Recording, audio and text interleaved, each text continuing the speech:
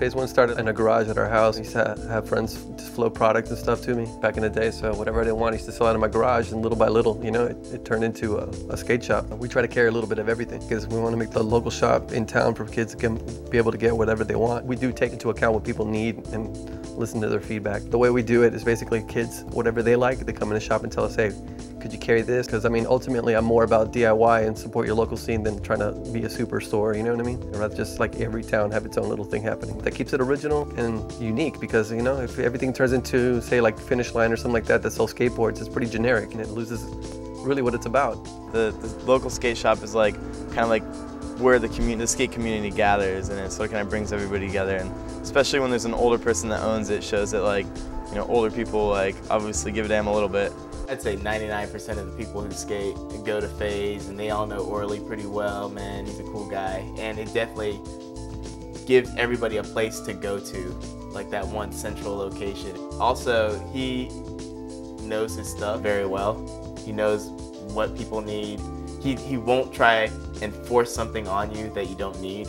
Like, he's not all about the sale. The web is actually our biggest competitor. We actually take care of the scene here, you know? I mean, we built this public skate park so people can go skate for free anytime. The internet doesn't care about things like that, you know? And some other shop in California doesn't really care about your hometown either. What helped us here in Florida get the skate parks built finally was one of the good things that Jeb Bush did was he passed a law that considered skateboarding and things like horseback riding a hazardous activity. So like say like if you were to fall now, you can't sue. So that took off the liability, and that's why the parks now can get involved. So as soon as that happened, we went back to the Tallahassee Parks and Rec and told them, look, you don't have any more liability issues. Now's the time to build this, you know, there's no more excuses. The cool part about the Tallahassee Skate Park is it's open 24 hours a day. We've got lights here lighting us up fully so we can see at night. And there's not too much like monitoring by guards. You don't have to pay. You don't have to wear any pads at all, which helps you skate a little more freely. It feels less, not like there's so many restraints on you. If you start going regularly, a lot of the people there know each other, so it gets really cool because you can just show up there and, you know, a bunch of friends might be there and,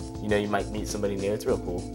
When you go to the skate park, there's like, I guess the cool guy, the guy that's sort of kind of there almost as like an older mentor or even just a younger kid, but it's just like the personality. Like one person will be more understanding, and then there's just that arrogant kid who thinks he's the best at the park, and we'll cut in front of you whenever you're doing anything, or if he doesn't like what you're trying, if he's better than you, he'll try it himself and land it before you, and it's kind of like, I'm better than you type thing, and it's slightly aggravating. It's not as much about fun to them as it is about like, hey, look at me, I can do this. I don't like that whole attitude. It's about having fun and being with friends, and, you know, if you happen to do something cool, you know, that's tight, but it's not all about just, oh, I'm gonna do better than you, and there's definitely kids at the park like that. I mean, I would like to see the scene be a little tighter again, you know what I'm saying? It seems like it's really cliquey, you know? It's really strange because back in the day, everybody kind of like rooted for everybody, you know what I mean? And now it's kind of like people are trying to one-up each other and talking garbage about one another, and kind of wish that would fade out, you know?